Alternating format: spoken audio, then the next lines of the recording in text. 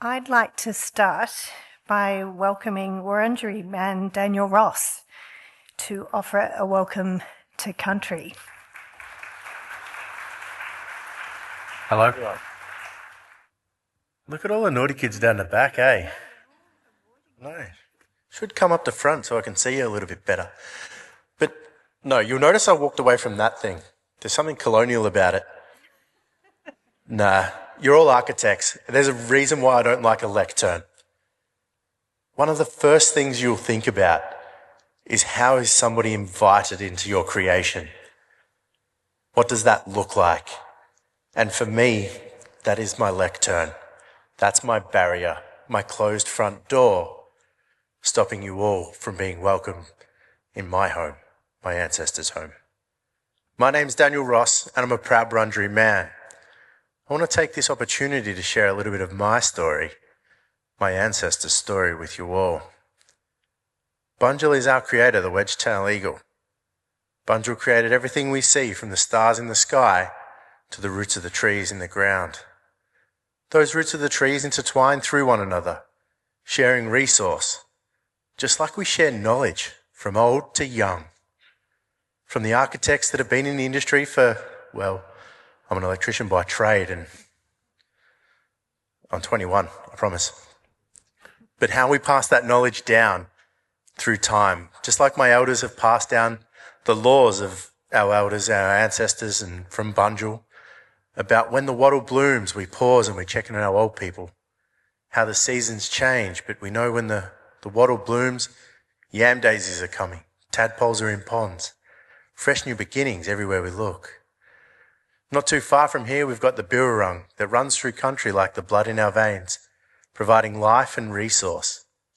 It was home, an amazing place. Except we were forced off a place called home to a place known as Corrandirk. And Corrandirk was one of the most profitable reserves. But who was it profitable for? We weren't allowed to speak our native tongue. We were forced to read and write English before we'd be afforded a meal, let alone a paycheck. So for everyone joining us today, please embrace your native tongue. Teach future generations. And that can be just the knowledge that you pass down to the up-and-coming undergrads, to those young school kids that look at you with awe and say, I want to create something amazing. Just like my ancestors did, just like all of you do still today. At the mission, Uncle Billabilary was our head man, and then come Uncle William Barak. And what an amazing feat that was. And I thank all of you for this amazing journey, because we now stand at the shrine and look towards Carlton, and we see Uncle Barak's face standing over 30 stories tall, overlooking home today. And I want to say Nungodjan for that, because as a Wurundjeri person, seeing our ancestors look over us is an absolute blessing.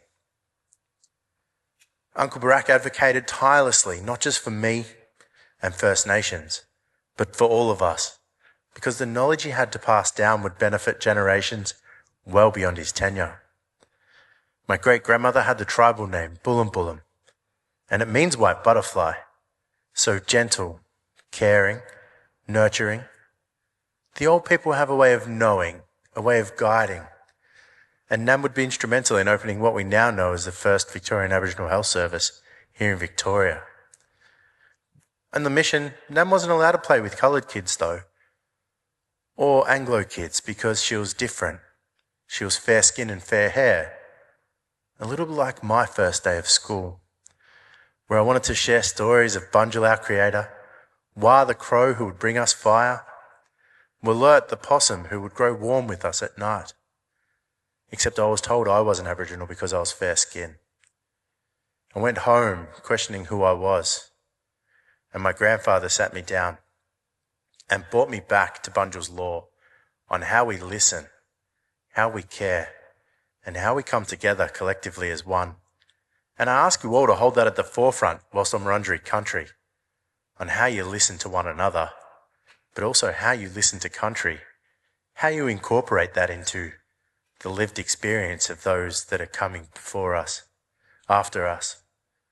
I want to pay respects to my elders past and present, but I want to pause and pay my respects to each and every one of you and acknowledge your elders past and present also. Woman Jika Wurundjeri Bulak, Yemen Gundibik. In the Woiwurrung language, I just said welcome to the traditional lands of the Wurundjeri people. Thank you, Nungotjin. Thank you, Daniel. And thank you to all our distinguished guests who join us tonight to celebrate this special occasion for the profession of architecture. I'd like to acknowledge, in particular, Institute CEO Cameron Broon, Institute Chair of the Board Lisa Moore, National President-elect David Wagner, and Victoria Chapter President Stephanie Bullock. Also acknowledging our previous gold medal winners present here tonight. Professor Howard Raggett, 2016, John Wardle, 2020, Maggie Edmond, 2003, Professor Peter Elliott, 2017, and myself, 2023, actually. It says 24 on my run sheet. So also thank you to RMIT for hosting us tonight, the beautiful Capitol Theatre. It's always a pleasure to be in this space, and what a place to commemorate architecture for. Before we begin, I'd also like to extend our sincere thanks to Dulux, our exclusive partner for the 2025 Gold Medal Tour. Dulux have been dedicated supporter of the Australian architecture and design community since 1918, offering a comprehensive selection of paints proudly made in Australia. Today, it's recognised as Australia's most trusted paint brand, with an extensive range of more than 5,000 colours, a testament to its enduring commitment to sustainability, quality, innovation and design excellence. Qualities that continue to shape the future of the built environment. The Australian Institute of Architects and Dulux are proud to stand together in recognising and celebrating Timothy's lifetime dedication to architecture and the built environment. And I'd like to welcome Maritza Riccioni to the stage.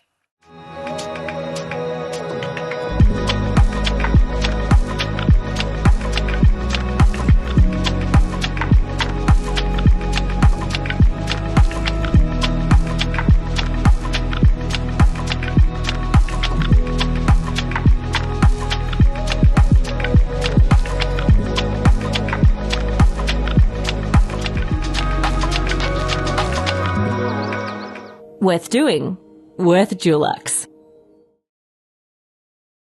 Good evening, everyone. On behalf of Dulux, I'd like to extend our heartfelt congratulations to Timothy Hill on receiving this prestigious honour, the Gold Medal. As we celebrate Timothy's lifetime dedication to architecture and the built environment, we recognise a body of work that exemplifies creativity, resilience and impact, values that Dulux has championed for generations. Our purpose at Dulux is to imagine a better place. I can't think of a program more closely aligned with that vision. Timothy has expanded our understanding of what it means to create spaces that are inclusive, sustainable and deeply connected to place. His projects invite us to live more thoughtfully and joyfully, and his influence inspires the next generation to imagine and build better futures. We are proud to support the architecture and design community and our partnership with the Institute in presenting the Gold Medal Tour, which reflects our shared belief in the power of design to shape a better future. Thank you once again, and please enjoy the presentation. The Gold Medal is the Australian Institute of Architects' highest honour. It recognises distinguished service by architects who have designed or executed buildings of high merit, produced work of architecture of great distinction, resulting in the advancement of architecture, or endowed the profession of architecture in a distinguished manner.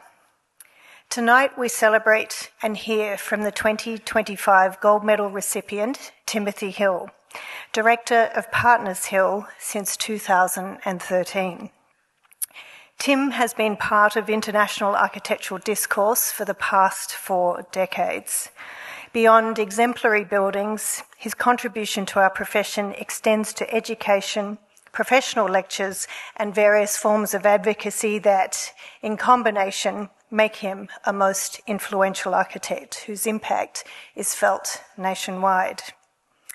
Collaboration has been vital to Timothy's work, and through partnerships and practices, it has earned numerous accolades, including twice being awarded the Robin Boyd Award for Residential Architecture, Houses New, and 3 times the Frederick Womberg Award for Residential Architecture, Multiple Housing.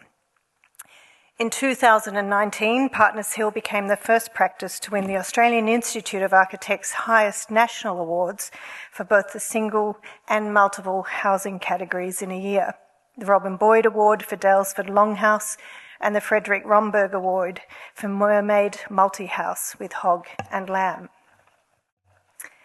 Any recognition of Timothy's work must encompass his brilliant partnership with Brian Donovan and their colleagues at Donovan Hill from 1992 to 2012. I'll personally never forget the profound impact on me of Tim and Brian's joint presentation of their Masters by Architecture at RMIT in 2004. Entitled Strategies for Delivering Places That Enable Events, their completion of each other's sentences intimated a magical association in which the result was so much more than the sum of the parts. Donovan Hill was the first practice from which I understood, as my generation, to crack that rare combination of design brilliance, technical mastery, and practice formation. They were the new benchmark against which myself and many peers measured our own practices. So precocious, here already in project after project, space after space, Donovan Hill showed what it meant to transcend the confines of inside and outside, to extract city making and the civic opportunity from every project, regardless of scale and program. Over the last decade, Timothy has forged a path with Partners Hill, producing a 3rd suite of built work that inspires, questions, and invokes new models and paradigms. I'm grateful that in July I finally got to experience the remarkable Dalesford Longhouse, which continues this legacy of domestic civic hybrids, at once prosaic shed and finely wrought intense space of domesticity and intimacy. What sets Timothy apart is that his phenomenal spatial instinct is extended by an incisive, legalistic rigour and wit used to empower deep disciplinary knowledge. As he asked in our interview for the Gold Medal issue, do you want the person who's really good, or do you want the person who's just friendly? If you committed a terrible crime, do you want to be in front of an incredibly forensically fair judge or a happy bear? I hope I haven't taken one of your punchlines, Tim, with that one. It's a beautiful line. Whether a speaker or panellist or creative director, as he was for 2007's AIA National Conference, his words have always challenged, provoked and entertained. I don't know what Timothy has in store for us tonight. I do know that he's not afraid of unsettling his audience, of articulating uncomfortable truths endemic to our industry, and holding our profession and its partners to account for its shortcomings and outright failures. I also know that having plumbed these depths of frequent despair, he'll throw us the lifeline, an architecture brimming with poetics, beauty and possibility fitting for its people, its situation. Please welcome 2025 gold medalist Timothy Hill to the stage.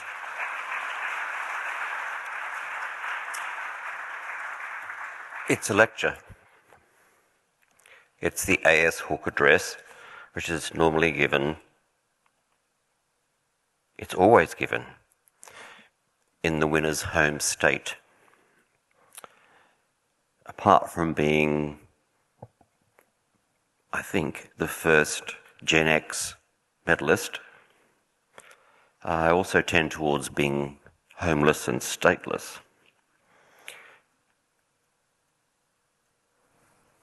That is not very interesting.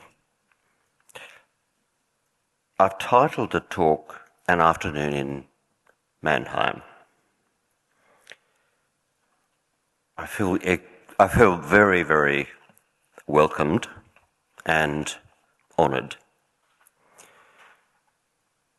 That includes being welcomed to country. As part of that convention, and as an admirer of convention, and someone who's cautious about conventional wisdom, I'm very pleased to transgress my usual boundaries about giving a tiny bit of detail about my own people. Since as the honoured guest, in a setting of formality, where I have been welcomed as a special guest, it is conventional and incumbent upon me to account for my people and my places and lands. The loveliness about this convention, like most conventions, is in the activity of adherence. For instance, by speaking about where one is from, it gives the meeting an opportunity to hear from the visitor, not about something that is the subject of the meeting. It just gets them talking. And from that, we can start to draw a sense of who they are. By virtue of the structure of the welcome, it gives the meeting an immediate reminder that what might be at hand will reflect the past and have implications for the future. So that even if we're meeting to sort out the contents of the stationery cupboard, there's something terribly beautiful about saying, well, what happened previously? And if we make a decision now, what will be its implications? The stateless person, where might his people be? I'm obliged to account for it. Many in the audience will have grandparents. Then there's a transitional phase, and then some in the audience will be grandparents. It's such a short time, that simple transfer to generations. And because I'm very mindful that a lot of things in the profession at the moment are in a state of revolution, well, we tend not to recognise that. Authors with serious scholarship in that area point out that when people are in a revolution, they do become more anxious about more change, but they don't notice that they're in a revolution.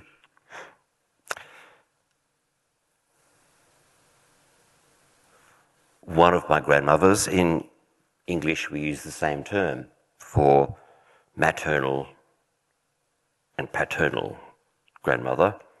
My maternal grandmother was born on the boat in about 1900, after their family had been chased out of the very eastern parts of Poland by Russians. Their lands were taken, their continuity interrupted. So, having been chased out by the Russians, my grandmother was born on the boat on the way to Adelaide, and then her mother promptly died. She was the youngest of 9 or 11, it's unclear. It's perhaps obvious that they were Catholics. They sailed the same route as the Russians who threw them out, who were very busy in Tasmania. And there's a shot there of the massive fort, one of the largest per GDP investments ever made by Tasmania. They didn't finish it and so forth, and they needed the Commonwealth to come to the rescue, which they did after Federation in 1900. It's just worth mentioning that the type of globalism that was present at that time made the bottom of Australia like definitively global, not an outpost. And the Russians are back. And I guess to speak on behalf of country, it's out of my remit, but imagine if we were Ukrainians. I mean, how would we rally? And interestingly, how would we utilise design thinking to outwit a vast colonial power that is old-fashioned in the way it commits to command and control, and in the way that it believes in fakes? My other grandmother, the paternal grandmother, had a different type of unusuality. She came from a much nicer family, given that the maternal grandmother, after the mother died, the father freaked out, went back to Poland. It's unclear if that was to still try and attach to the lands of that family. But it does mean, and it's not a term that's used within the family, that my grandmother was an orphan. And my mother is the youngest daughter of an orphan. My other grandmother also has characteristics that aren't usually mentioned in the family. She was the youngest doctor of zoology in Australian history. And she made a boo-boo on the tennis courts of Mossman, and married a doctor who, although he gave her Buick Sports, took her to Chinchilla in outback Queensland.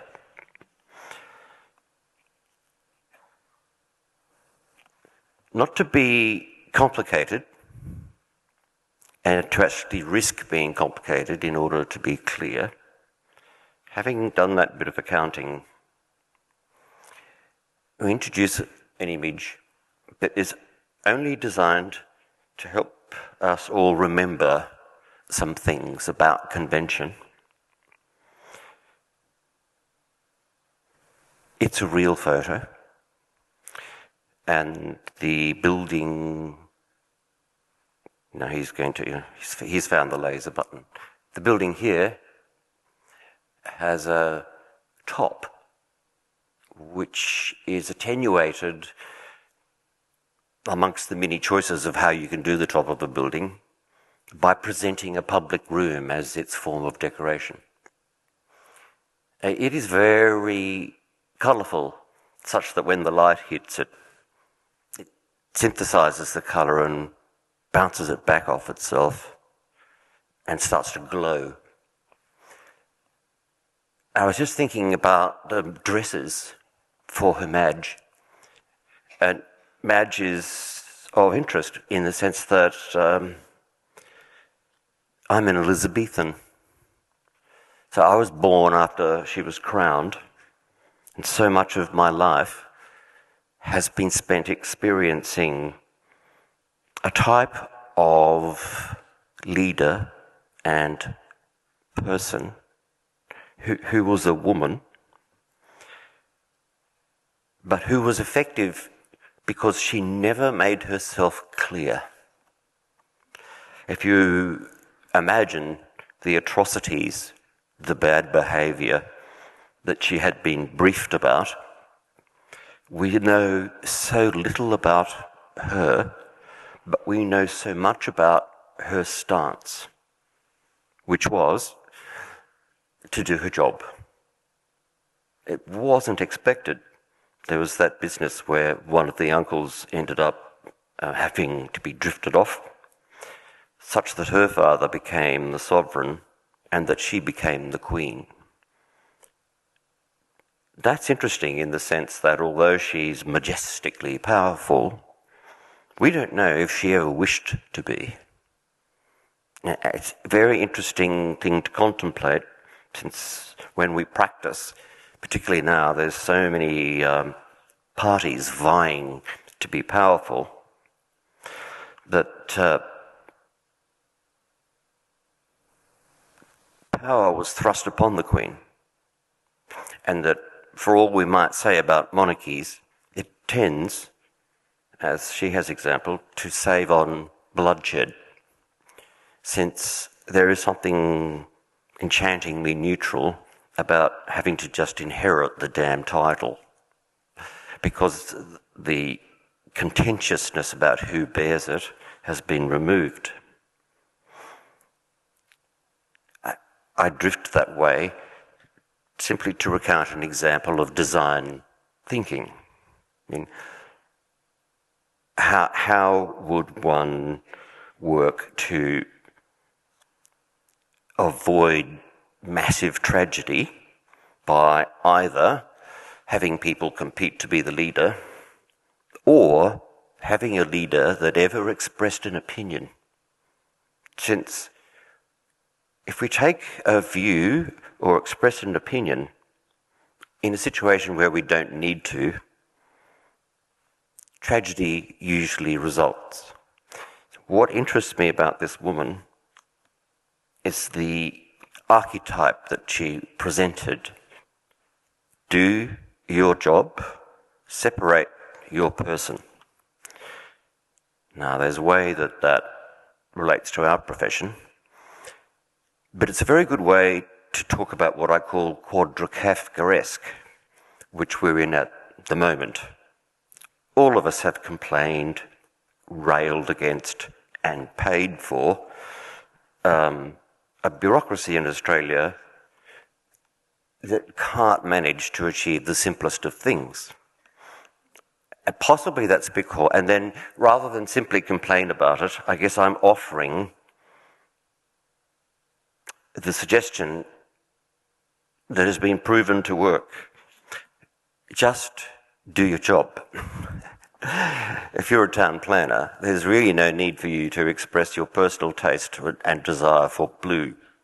There's really no need for you to overstep the mark, bomb some poor guy who's trying to open a hole-in-the-wall cafe with double uniformed officers of the Environmental Protection Agency. This poor guy, to open the cafe, he's ancestrally Dutch and doesn't understand, and by the 20th month he's becoming frustrated. He wanted to put quarry tiles on the bench.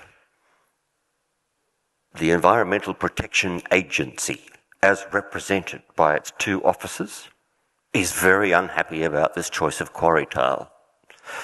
How is it that as policy that's made federally, policy at a state level, and policy we call it policy, that's developed amongst local governments, ends up being delivered not by an agency devoted to delivering built environment policy? So we now have a local government operative, say that, well, without the blue I prefer, I've got a very big pile here, and unless I can get that gable wall blue, you might find yourself at the bottom of the pile. That's appalling. So what do we do in that situation? And that's something, I guess, I'm keen to speculate about rather than just complain. If we look at Her Madge, we know she doesn't dress herself. But the design thinking, she's going to be in very bright light, just as the way the Santos building is. And I don't want to be too disparaging, but the people whose job it is to dress Madge said, well, how are we going to work with colour? And they got the signal to noise ratio perfect. She's not wearing a colourful dress. She has certain tiny colourful features that she doesn't usually wear. She's engaged with a fragment that is completely over the top, meaning most of her is neutral, but there's a fragment that offsets that, which is that outrageous bunch of flowers. There's tiny details in her cuff buttons. She's not wearing a badge saying, I support Australia. We still don't know if she does or she doesn't. What we do know is the elegance with which she has presided over an empire that is in collapse. So I mention her just as a way of using something memorable to describe that design thinking is something that is always available. But then, to warm us up and to celebrate what design thinking can do, let's look at how architecture enables the events that draw us together as collectives and therefore enable us to celebrate. It's something that we're never asked to do, yet in the convention of making buildings, significant buildings, it was presumed, would have a marvellous room. It was the convention that if you'd spent that much money and were that seriously civic, then you would return the gesture. So this, deliberately chosen and enjoyably, is where the Institute had its annual awards night in the State Library of Queensland before it was finished. It was a very powerful thing to do, thank you.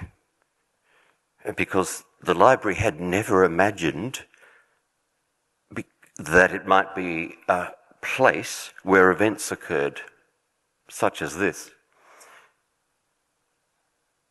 Because the conventional wisdom of a library was caught in a moment in time, but the real convention of public buildings had appeal. And then as the architect, there's plenty of conventions that let us author that. So, for instance, the way that the circulation is not stacked but distributed on either side, the way that the pale floor in the centre reflects attractively such that you're drawn to the centre of the building because it's brilliant, whereas one expects the centre of the building to be dark.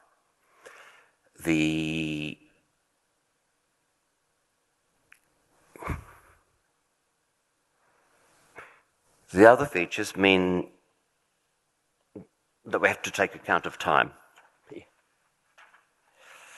We're collecting together at the Indigenous Knowledge Centre attached to that library. It's actually become a place of welcome for all kinds of people. It's architecturally specifically designed for a certain size of group. It's usable throughout different times of day and year, but remains in the shade. And incredibly, after 4 man weeks of effort, person weeks of effort, you can light a fire there next to a library. That's not easy in an argon gas-controlled state collection. There's intervention in the architect, by the architect there, because they have prime position. So as the library, say, oh, that was bad slidesmanship. There's the IKC, site of events, the thing we're never asked to make, but makes the biggest difference. We weren't asked to enable the library to exercise itself on behalf of the public, but architects are professionals. They must do more than they are asked. The centre of this house, which turns out to be the thing that signifies the house, particularly because that's where all major collective things occur, was never asked for, and in that case was widely predicted to fail. There's a house on a hill. The hill is adapted for special occasions so that we might celebrate. This is a highly secure, biosensitive super laboratory. It is now, in the state that it's in, one of the most favoured celebration and wedding sites for scientists and the public at large.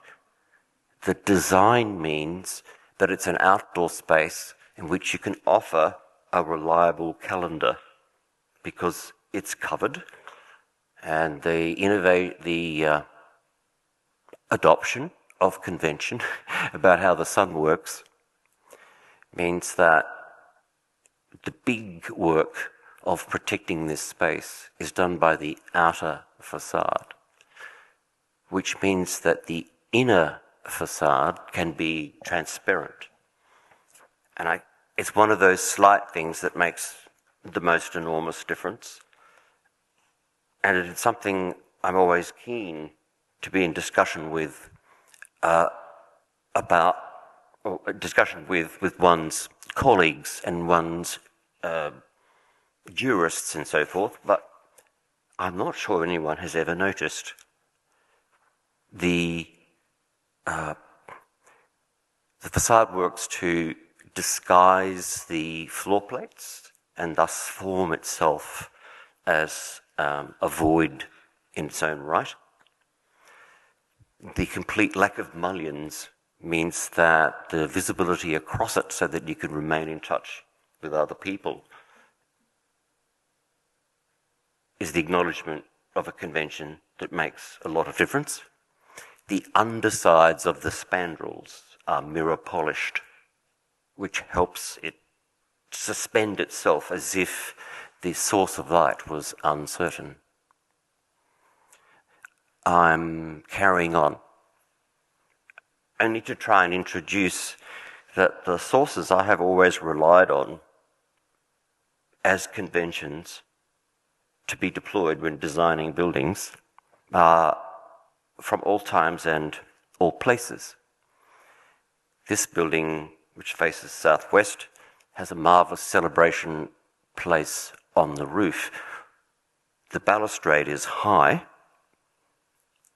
so as to emphasise the spectacle in the background, not the foreground. It has a particular enigma because you arrive not at its edge, but through the roof. It makes it more roofy. In other words, that it's not enough just to say that we want to have an occasion there. There's always an architectural convention. There's always an architectural idea available to be deployed as life might go on in something that we would needlessly call our house. One can live almost anywhere. Why not in a theatre? Why in a library? Can you not risk being ironic? This is where two of us gave a Pecha Kucha talk, where we're determined to, because we'd been to Pecha Kucha talks in Australia, and there'd been a misunderstanding. People got up and spoke about themselves. We got up and tried to speak about bureaucracy, and we nearly had a riot. They didn't realise that we were being ironic.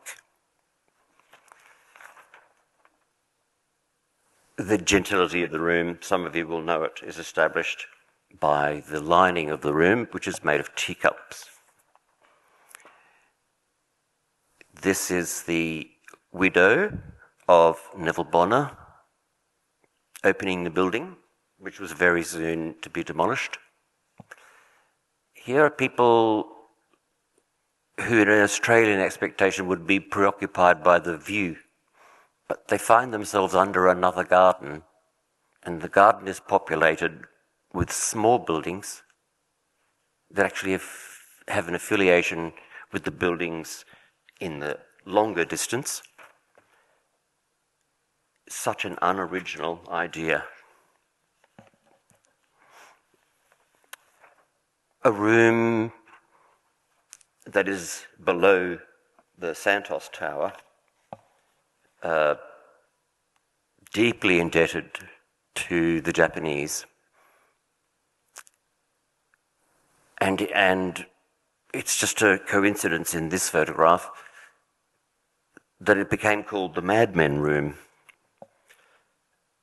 I think what's of interest is that conventions about what a grand corporate lobby is were manoeuvred around in order to produce a genteel room as a substitute. Many occasions occur there, and one of the underpinning recognitions is that the reception desk is incredibly difficult to locate, because the idea of arriving in a foyer is not to confront the powers at be.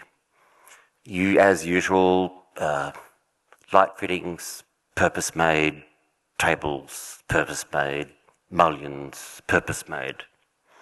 Not because of the myth that I'm a committed Ruskinian craftsperson.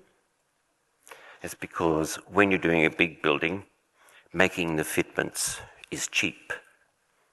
And adopting the position that the architect can also design interiors means that the work can be very complete. This is rough stuff. So many plans and sections. But it's to remind us all that architects can read plans and sections, and that a lot of people on juries who make critical decisions can't. And so we'll return to the idea not of complaining about architectural competitions, but contemplating how they actually work, and how, if we use design thinking, we could help make them work better, and therefore help make better buildings. This is a foray, simply to note that, what's our date? 1982. So I'm 19, and designing something that you can see is highly referential as a beach shack. It starts with things that became useful later. There's the adaptation of the route through the terrain. The route as a design element is not currently very in vogue in Australia. It's a suburban setting, and the shack is lit from windows that are at the floor level, so that you exist in light, but not with a view. There's the very, very first of the double height outdoor rooms appearing. I couldn't find the elevations. This is a house, of still 19, I think. This is a house for Edmund Blackett, prolific architect. I got into trouble because I'd completely made these drawings of the plans, and I can't find the elevations which fitted together, but they were very Blacketty. And the reason I got into trouble is because I hadn't signalled that it was a house, which had been very deliberate. I had tried to make the rooms, it's the bedroom up the top, which is by a walkway. There's the first of the enclosing ambiguous courtyards within the solid, since so much of the building is boundary, not object. This is the kitchen. That's the dining and library. That's the multiple purpose room. And this is the hall. They said, well, you've shown no fixtures. How do we know this? And I said, I'm trying to shame these things. Like having a perfect piece of porcelain in the bathroom is not what makes for a bathroom. Is it not more beautiful that the bathroom is so magnificent in its own right that how it is that you cast a basin upon it can become incidental? I've never been able to explain that clearly. Just wanted to give it one more go. A principle that is very handy. This is increasing. I think it become? I might have made it to 21, 22, where in a suburban setting, it's the very handy idea where you attribute the bulk of his handiwork. So you think my handiwork on this thing is bad? You try designing, developing and documenting an entire building with a QWERTY keyboard. I'm glad they got a laugh. If you actually contemplate it for a moment, they were actually using QWERTY keyboards to make drawings. That's a departure after 700 years that happened in the last 20. We'll get back to that. This is simply the principle that often finding part of the building that can be made a fragment that is eccentric, that mops up the pragmatic and formal difficulties, leaves the rest of the building to be more optimized. And then between the fragment and the optimized portion, the fragment plays the part of decorating and enlivening the shared void. Remember, at this time, to make this axonometric, it took a week. I saved up coinage to use a photocopier, since there was not one in the office. Communication was by letter, and carbon paper was involved. It's worth describing because it was so spectacularly efficient. What was said was meant. What was drawn couldn't be undrawn. I can't highlight enough that we now, amidst the revolution, it's not been as successful for architecture as for dentistry, perhaps. We now accommodate change by anyone at any time. That actually changes the way we live and practice. A tall thing that went to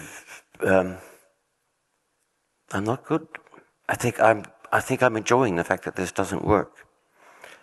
It's helping, like just one keystroke can wreck a whole evening.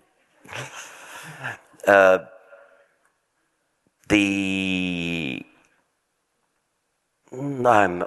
do apologise because I'm still trying to get out of university. I'm mentioning these schemes because as part of trying to form this lecture, I realised that my education was so useful because I'm still doing the same schemes. I think as an architect you can only have mastery over about 12 ideas, and the earlier one learns them, the more resilient one becomes. Because as I've accompanied the revolution, designing the buildings has become easy. Procuring the buildings is now the major issue. The gas stop, which ended up with his lordship at the RA, we see the double height room, the skin of an outer building yielding a shell for an inner building behind, the picturesque roof around a figure, the incorporation of a parasol roof to finalise the building's presence, not as a pavilion, but as a room. Some housing where in landscape was invented both in plan and in section, so that the roots between the dwellings enabled the multiple uses of them for anything, and invented prospects for the buildings other than looking outwards, meaning so lucky to have learnt the role of designing the root and not just allocating the functions. A quickie in this big scheme, there's the void, the utopian space in the middle. I avoid talking about the reverse figure-ground relationship, but having read Colin Rowe at that time, he took 2 books to explain it. It's changed the way I practice, and I only mention it because the idea has such utility that to form perfect voids rather than perfect solids is so conducive to enabling collective activity. It also enables more rooms that are ordinary rooms to be better lit and to have independent circulation. It tends to highlight the repertoire of expectations that we have in Australia about how a building, the repertoire of what we think is a legitimate building remains very, very tight. So that it's part of perhaps landing my autism just exactly in a lucky spot, that as these briefs for student projects were issued, I didn't adhere to the kind of teaching ethos at the time, which is that you had to sort of explore it and discover it and feel your own commitment to it in order to come up with a unique solution. You must remember that when you're a student, you're working by yourself. I just went to the library convinced that surely I wasn't so special that this assignment had been issued for the first time. So I was ploughing through the Schinkel, the Lawrence, the Brigmans, the great moment when Sterling finished that gallery in Stuttgart with the circulation actually through the program, which then encouraged many of us afterwards. I'll explain it. I came to notice that in making these voids, I had realised I had a methodology. There's a suburban site, entirely enclosed by an inner wall. And then if we look at this last one, which is well known, and then look at the gas stop, I think I just built it. It's the same suite, but what I cannot get the profession to understand is that it's not a pavilion. We can see that's where it's a pavilion, sadly parked on the slope. But I turned it into a villa that's infronted with a public square made of lawn. I think that's the thing that made the difference. Not the craftsmanship, not the mistakes about how it's... I mean, I've heard that it was an interest in Scarpa. Yep, and I'm a slut. I was interested in everybody. But I think it's, frankly, scholastically, it's peak Corbusian. We just kept marching on, introducing the theme, the convention of doors and windows as critical to making buildings and places, because they're so understood by people and they enable us to provide atmosphere.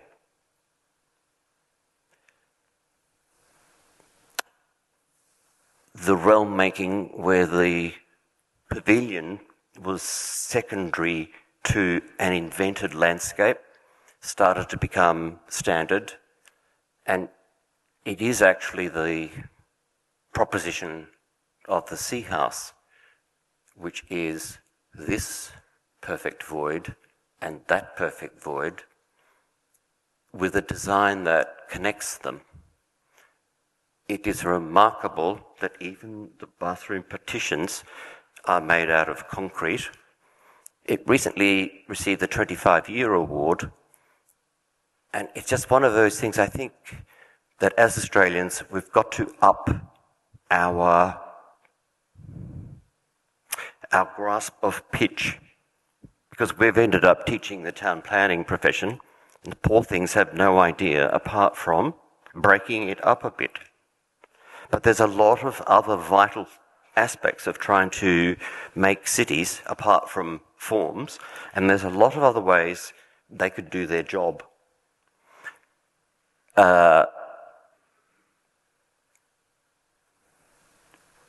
The Bonner building is the same, where the landscape that is an escarpment of the city was made into the phenomenal space of the site, which then gave an excuse for the non-optimal parts of the building to be rendered as an exceptional entry room and tiny pavilion in comparison to the massive footprint of the building itself.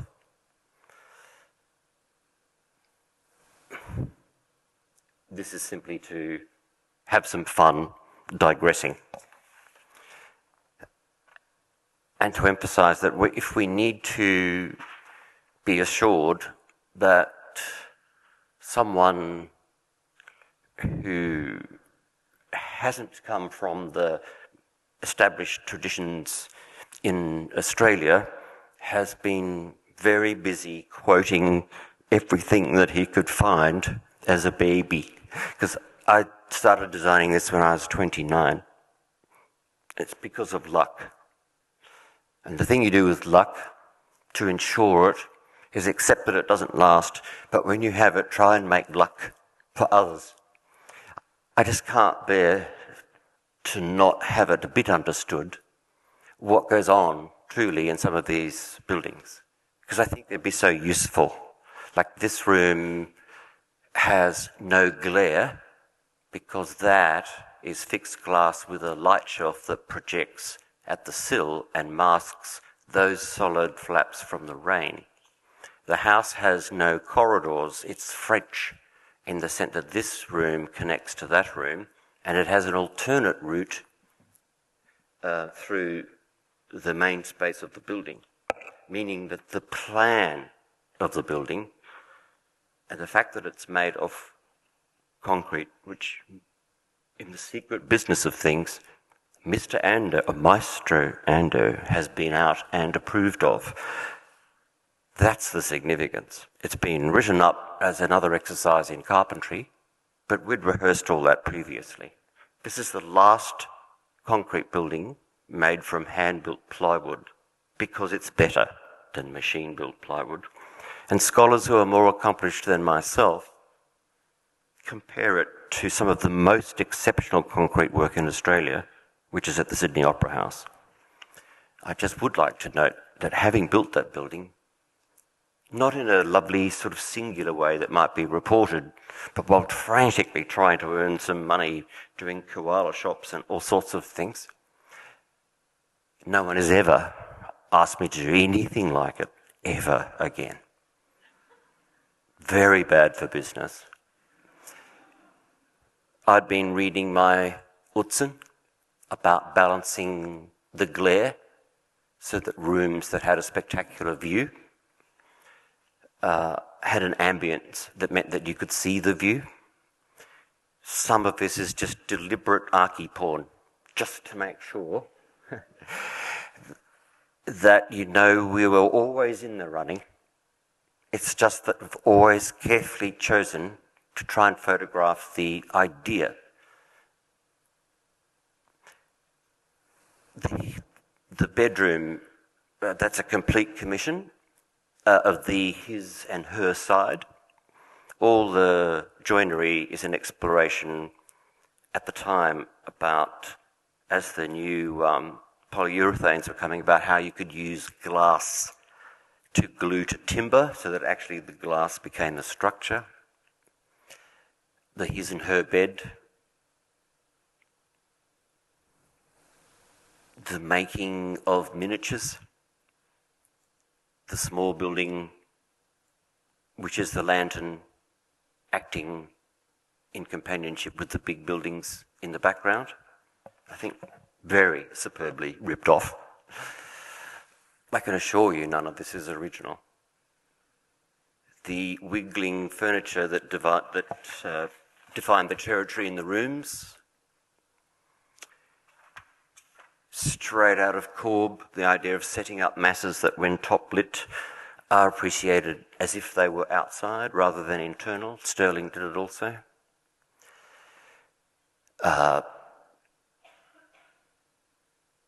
Resuming, the Bonner building was completed in the same year. By causing a demand and proving that this concrete mix could work, we were able to insist on it in this one. It has the first dyed concrete in Australia. We invented the aluminium sections with G. James.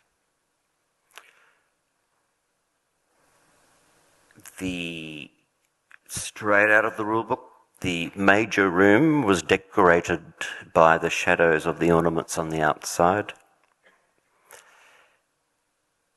Didn't last long, but I enjoyed it as much as a ruin. You had to be there. It wasn't long like that. And the gentility, that's a straight out of Scarpa, where the bust of Neville Bonner was, so that it could be seen from many distant and then closer angles, and then walking on the stair, you could reach up and pat him on the back of the head. That's not a story about the narrative of something, that's just the design of circulation. Everyone does it. I try to interest Australians in it.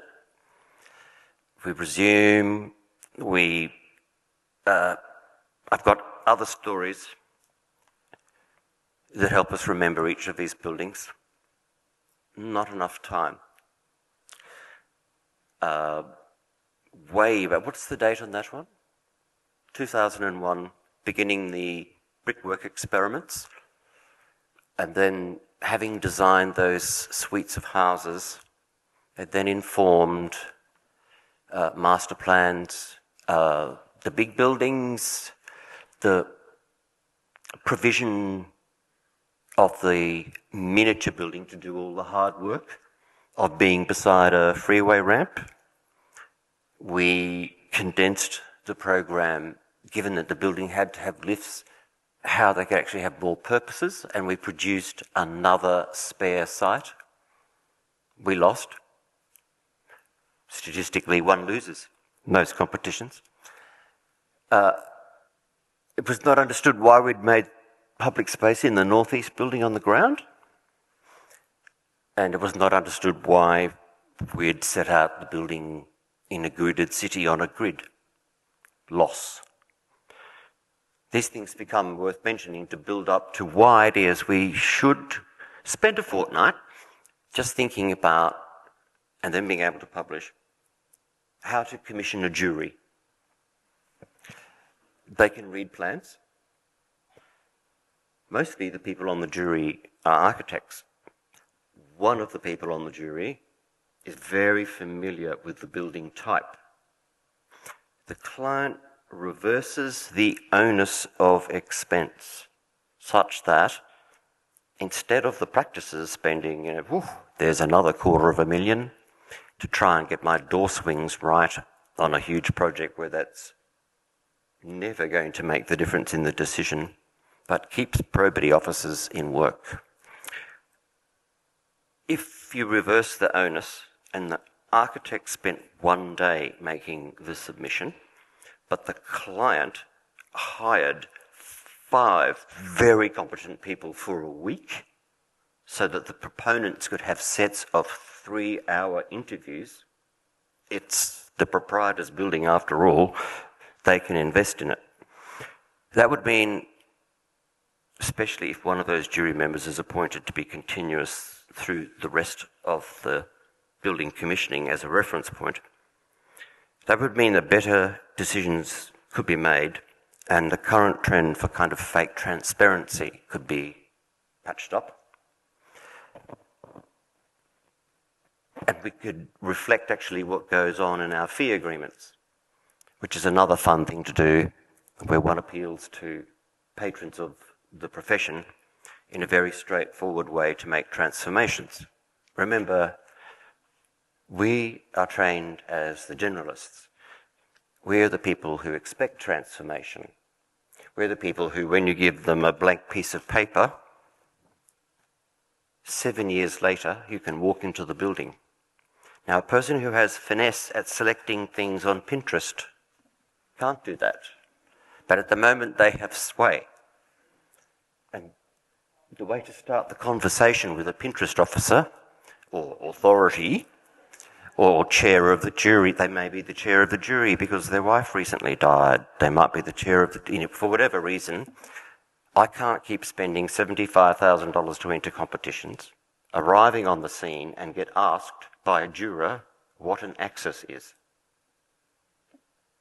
I've got worse examples. That's a kind of dignified one. The worst one we'll save. We've got to plug through just looking at these plans and sections because it's such another lucky break that when I was taught, that's all there was. What happened in 3D was a feature of how your mind had been trained. 2D drawings were what recorded and enabled that thought. What does continue is that building contracts use two-dimensional drawings, and you can't make a building without dimensions, and dimensions are in 2 dimensions. So we're rocking along, like for instance, once, look, this is great, we helped put the circular drive back in the University of Queensland by being asked to make a building here, and the tartan grid overlay was abandoned. Although in later schemes, when we suggested a change to the site plan, we were disqualified. Small buildings, other places, we can see the volume being the volume that generates from reversing the figure ground plan.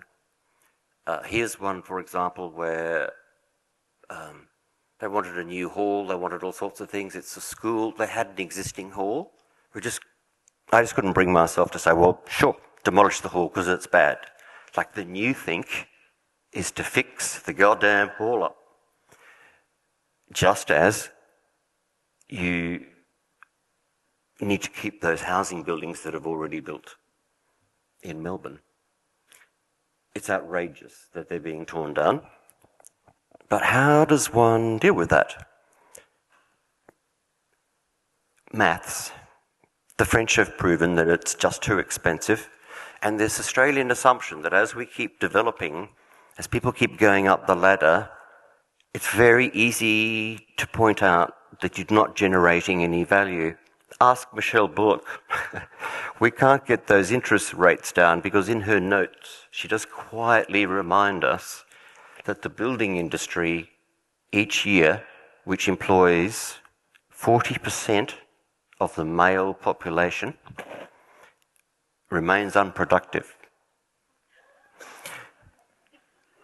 If we were to use the research work that we have done and you have done in competitions to try and have real contact, we could contribute to that. But that's another court case. Please, patron, get ASIC in court. Get the ACCC in court and point out how they misunderstand competition, that they've produced something where all architects charge the same, because they actually think that all architectural service is the same. And the people who are demanding that there's a new outfit has to be hired to do the DD of another outfit who did the SD in preparation for another outfit to be hired to do the CD, they need to be lumped into court. They are spending money on uncompetitive practice. They are taking money away from the building and spending it on their own jobs. While we're at it, we do need a real form of building contract. It's been so vandalised by lawyers over the years. So much of it is now actually we get a pat on the head. Oh, you can sign that. It'll never stand up at law. Nonsense. We don't have to sign contracts that don't stand up at law. We don't have to sign contracts where we're expected to use the fees that we receive from other clients to pay for making submissions to potential clients. It doesn't say on our service agreement that there's preliminaries where we can run the office. We're supposed to just come up with profit. A bit of rational thinking, a bit of reference to convention in the courtroom. I think that's the most effective way to make the move. While we're there, all this performance testing, all this jurisdiction that officers have but don't exert. I go back to the regimented, lapelled member of the Environmental Protection Agency that wouldn't allow a quarry tile. That person is supposed to have, because they have the job, think Queen Elizabeth, they're supposed to do their job, not be officially suspicious of 2 metres of quarry tiles. If that person is vested with the power to make individual decisions, why don't they? In other words, get that into court. Because unless the people who police all this regulation, unless it's clarified that they can or can't exercise their judgment, why have them? At the moment, we have to have tick-offs from 26 consultants, say, in order to get the thing in for a DA. We don't have to sign it off. This is just to give us a break, to look at, because I know I can get on my high horse, and I know that we take pleasure in when some of us have a go, and the deployment of underdevelopment to actually yield the same amount per year, but not via 4-storey buildings. The necessity of a master plan to include for car parking, so that when we had to do this building, it was revealed that there was no car parking strategy. So it was up to the architect to take a third of the budget out to pay for a car park, because it hadn't been allowed for in the master plan. The library, that was a story, but let's look at a good one, a good aspect, which is the Indigenous Knowledge Centre, only one in urban Australia. So marvellous to deal with, these people, because they could cope with abstraction, not lizard shapes, but actually the abstraction of collecting and participating and hierarchy. This is a drawing that I'm allowed to publish because it shows their site here and the tracks across country that they were prepared to make public. This is my case. We need a drawing machine that's a drawing machine where you have to press an enormous number of buttons, like an airline pilot does, to not use a scale. 1:1:33 drawing across my desk. You do realise it's the key to designing something, is working out how big it is. Very elegantly, we did one scheme. It was dreadful, I think. It's got this sort of narrative thing about, clasping hands. Now, to show who's boss, the Indigenous reference group convened from around the entire state, rejected it totally, thanked me for the effort. I had very good manners. I quite liked what the game was. We went back and had another go at it. This is the drawing that they approved. Through interaction, the thing that made the biggest difference is that we built together an Indigenous group and the goddamn child architect. That was before I started smoking. We built that. It's there being hung, the thing that had been made by all age groups. And then it does have a piece of connection in the inside. It's just a pure piece of Leverance tribute, where by using the same material and managing the exact characteristics of the ground plane, we could make territory. It's a very beautiful, it's something I have to be very careful about diverting to. But a lot of Indigenous Australian design principles reciprocate very beautifully with other conventions from other places. My classic one is the gradated threshold, which is my standard way of entering a restaurant, where you can preview what's going to happen. Attempts at suburban housing.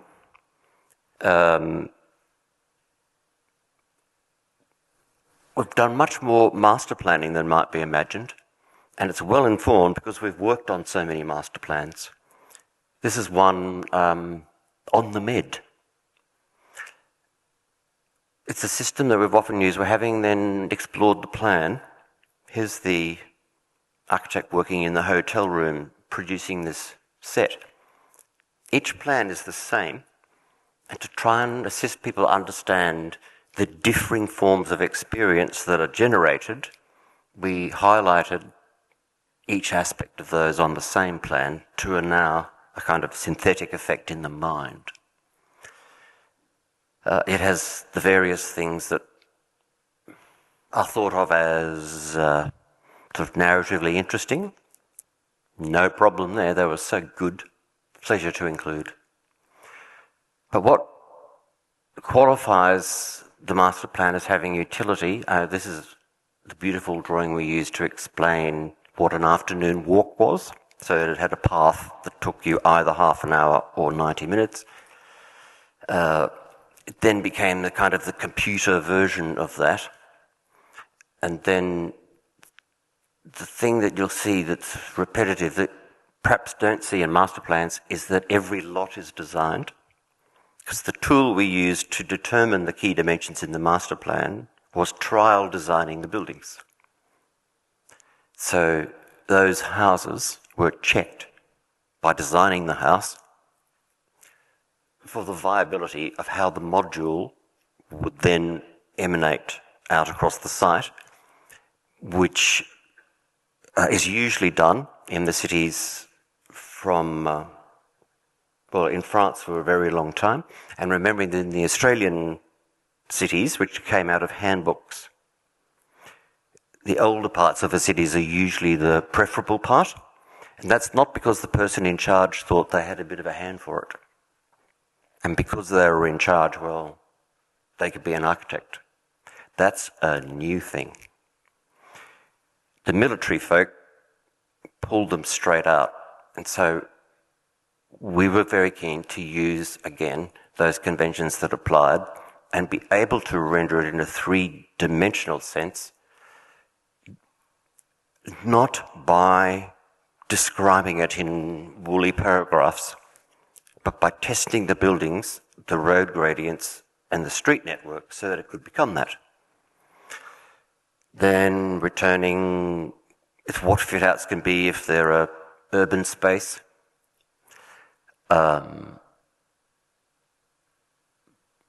Maybe not using all the site, but by super condensing part of the building, most of the site could be left as it was. The idea of creating a sense of coexisting with heritage by creating a kind of a new haze around it, that by borrowing the ornaments from the neighbour, its presence seemed to extend. A pretty little Melbourne house, which didn't get built but got documented, where the footpath was even more widened to make the void with the two routes on either side. And then the house that was so straightforward and pretty, but with 3 layers, compiling its presentation to the court because of the devotion to making a window. A little diversion, which is straight out of Colin Rowe. It's purely to suggest that these things are possible to talk about in Australia. He outlines the thing about phenomenal and literal transparency. So that's the sky, that's the room, that's reflective blue, that's super deep, that's closer, that's in your face, and that object is simultaneously forward and backwards. So that the facade is not made out of a story, but the presentation, the enigma of contemplating it, because it invites you into imagine different depths. So that's the sky, that's the interior, that's the facade. Oh, a few companion buildings, so that the roof becomes a pleasure to look over from the people above. It has no association with the visual context.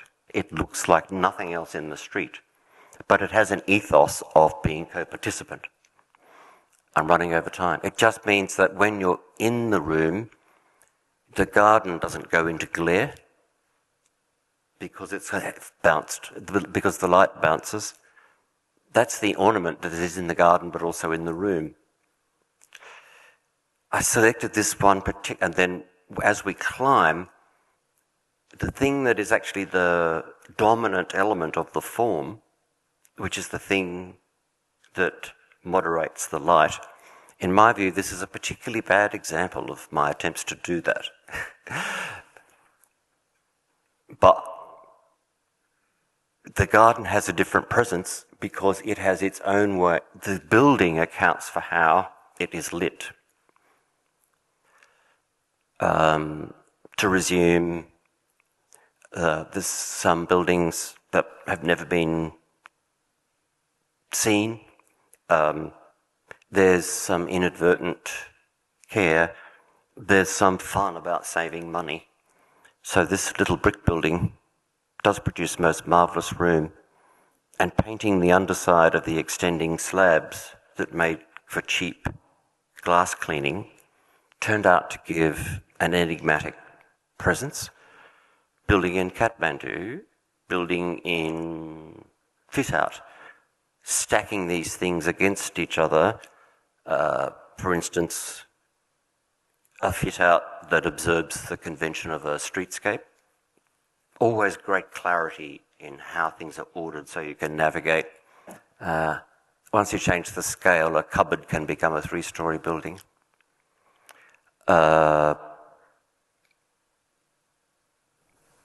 Some contractual deep sadness.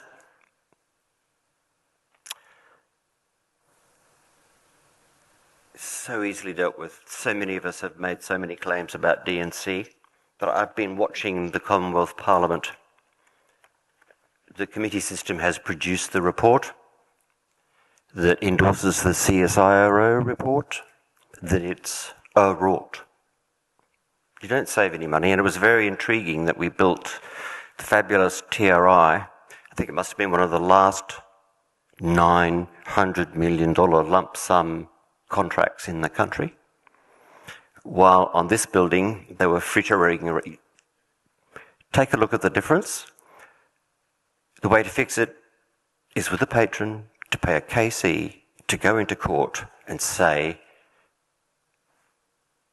it's double insurance, it's not on.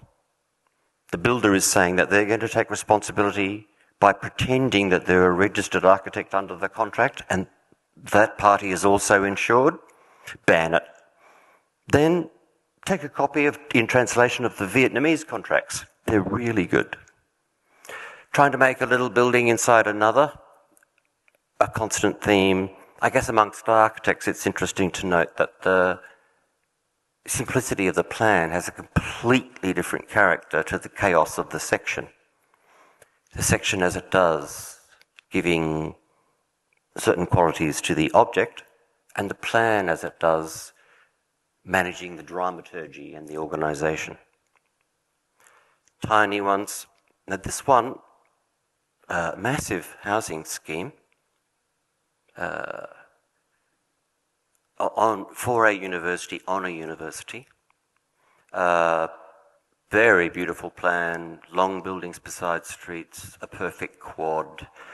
If we look at it, the big end gables that you can see here, the huge portal to the outdoor space, the minor, this is the window and door making, the window to this collective room, the coordination of the rise in slope to end up making a double height arcade to then make this place right on the edge of the public realm, underneath housing.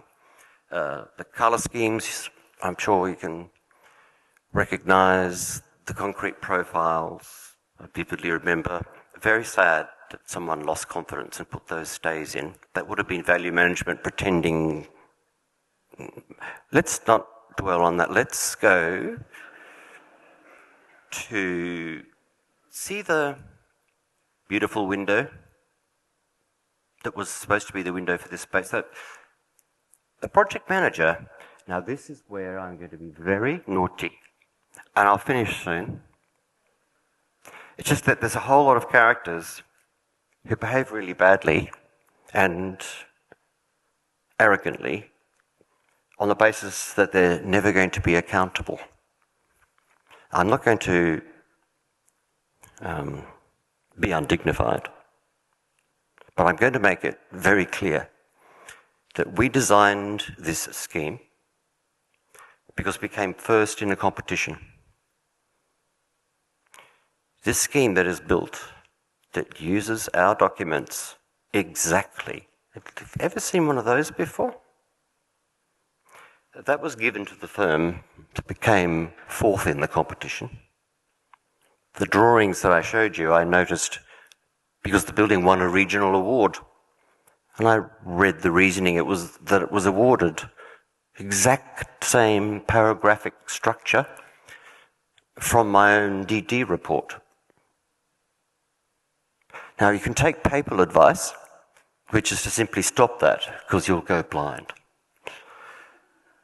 But it's quite an intricate thing. I mean, one of the reasons, let's just keep it purely fact. See this? That in rock is a double-story rubbish tunnel that the project manager rang in the morning and said, I want a rubbish tunnel. You write to me suggesting it and I'll approve it if you want to get paid this month. Now that that's not viable. It's beneath us. It happens to us all. What do we do? One thought is to just think about Well, to use design thinking. There's a board of architects in every state. You might remember them. They call you when your fees are overdue. What about if we had a Commonwealth jurisdiction and that, like other G20 countries, we had a minister in the cabinet for the physical environment, and we had a housing policy instead of a tax policy, and the boards of architects were charged with giving the profession protection and potency, because the institute simply needs to keep standards high and to get its fees down and to have the opportunity to work in the way it's designed, where the board generates policy and ideas and then the council is a sounding board. For example, this is good. Kirsten does these things really well. She's going to ask me to shut up. But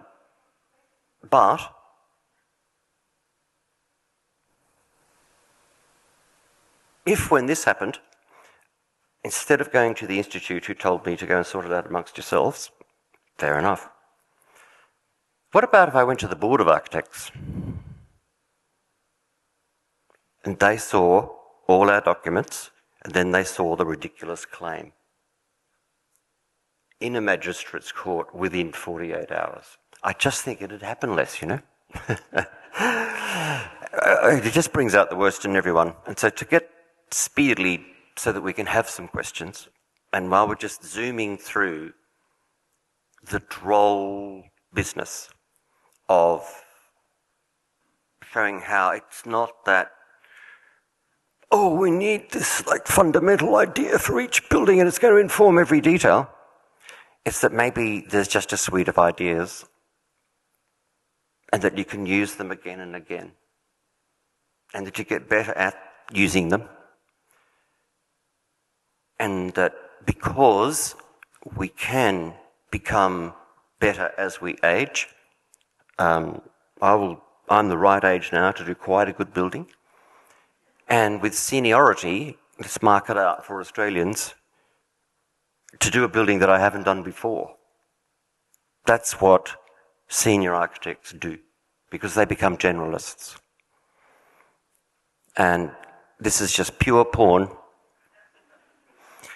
to reassure you that if we have to account for ourselves, that is some lift.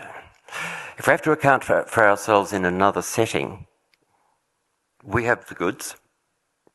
And to finish perhaps with these lovely animals, I made them because I was a bit cross, because everyone's a designer now. So I thought, just going to design something. Now that's the thing that also needs to be fixed. You see, architects only work on commission.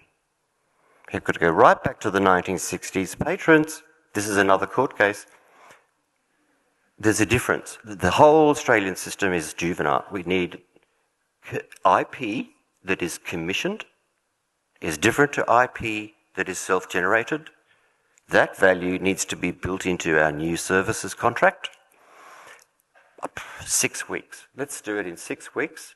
Lodge it in court. That'll take a while, but let's get there.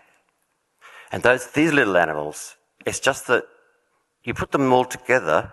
They're all, the thing they should be. They're all extinct species. They're all dying.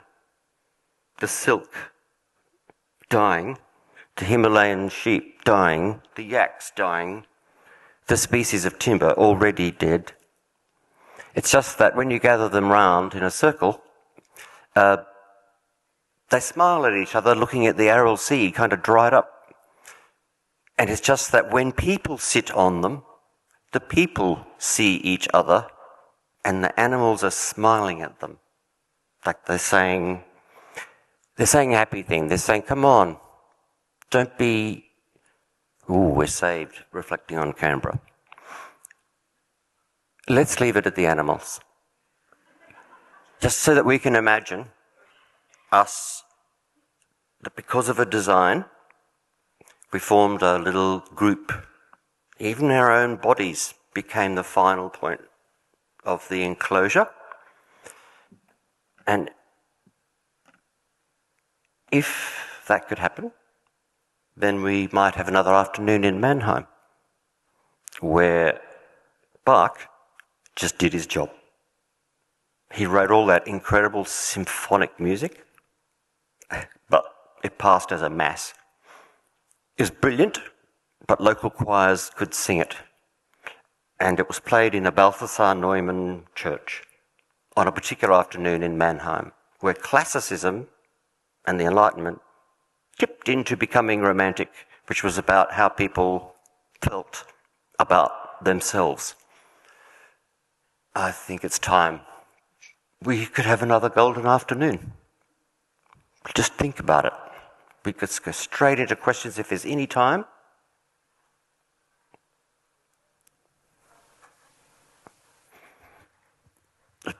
Someone could ask me about the Ando Pavilion. That'd get you going.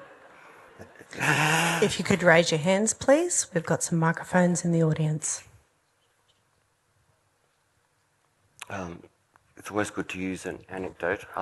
Someone had better ask a question quickly, or I'll pose one. For instance, in the freight of thinking, and you run, how do you balance being a few minutes late? If we're thinking about juries, what if Eliel Saarinen hadn't asked for the rejects?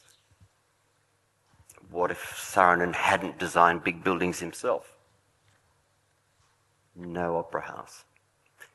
The story of the opera house is much about the shenanigans that went on, but that's puppy play to what happens now. But now that we've learnt about it, we can fix it. Because it's legal, it's because it's become the conventional wisdom that when you do a building contract, you lie. You can order a pizza and know when it's going to arrive, and you can see it moving across the surface of the earth towards your table. That kind of logistics in the building industry, not available. We can talk about, let's prefabricate with laminated lumber. But that would mean you'd have to pay that contractor before their work had arrived on site. The contractor, there's that lovely building in Sydney, it's timber. The subcontractor was commissioned to do another one. He rang the foreman, hey, look, I've got your $7.5 million worth of perfectly fashioned frames that have been pre-designed. Yeah, you'd have to pre-design it, not make it up on the run.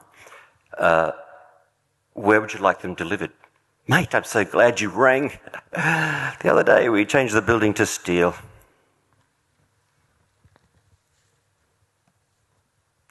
I don't know, maybe put them on Gumtree. Someone might buy them. We can't increase our productivity unless we run, as every other G20 country does, a insurance scheme that has the capacity within contracts to pay for prefabrication. We can go talking about prefabrication as much as we like. We've invented a prefabricated stair and lift system. Since the regulations are universal, it's worth making that system universal, then design the flats afterwards. If you have a separate lift in the basement, we could divide the building industry into 3 new strands. The infrastructuralists, they dig basements. They use women to keep them waterproof. There's a known module. The circulation into and out of the basement comes from where you park the car to the footpath. It produces a datum. Above, you could then build 20 of those in advance of the rest of the scheme, before it even had a DA. You know, in Singapore, DAs take 2 weeks. You know, in Taipei, it's afterwards. They use the resources of the town planning department to assess what you built. If it's no good, you get a demolition order. It's like just shifting the carrot to a different side of the resource sector. But with the prefabrication, we could do in situ basement systems. I mean, really, is there that much difference between a car park and a car park? Then you could have the carcass builders and then the fit-out folk. And all the old segregations of plumbers and joiners and so forth, they could become subspecialists within those three new groups. That would mean you could build housing that was only 18 metres wide. If you look at the city, there is so much space that is 18 metres wide on the way to a train station, that if we had a housing crisis, we could fix it. As it is, we have an accommodation crisis, 600,000 spare houses. Unfortunately, I have ideas for that. I'm not complaining, but I do need my research work to be tax deductible. Another lawyer, back to court. I've personally paid just went up to my savings account, took out $80,000 to see if you could get the NCC to successfully overlap with any old piece of town planning legislation. First, we discovered the contradictions within the NCC. Then we worked out that they're irreconcilable. It's not work for us. It's work for PhD cohorts at university. The Institute is not going to pay to fix these things. We're here to point out that they make a really big difference. And just to be completely unpoetic, we're sick of paying for them. Did that answer any questions? I'm creeping up the stairs. Okay, it's done. Thank you. Phenomenal. It's my job. I don't enjoy this. You gave me this damn medal after I tried not to receive it. Because it was important for us all that it complied exactly with the rules. Because we believe in conventions. If we refer to conventions and not the conventional wisdom, it's really exciting. And I thank you for pushing me into this obligation. I've got one more bit of housekeeping, and then you're released. Because I'm going to thank Dulux and any other industry sponsor I can find anywhere in my travels for the next 3 weeks. Because without industry, we're lonely. But our institute is fantastic because none of those industries own us. Perfect. Can you get me to shut up? You've done your job. No, thank you, Dulux, as principal partner for tonight and for your tour. The end. Thank you.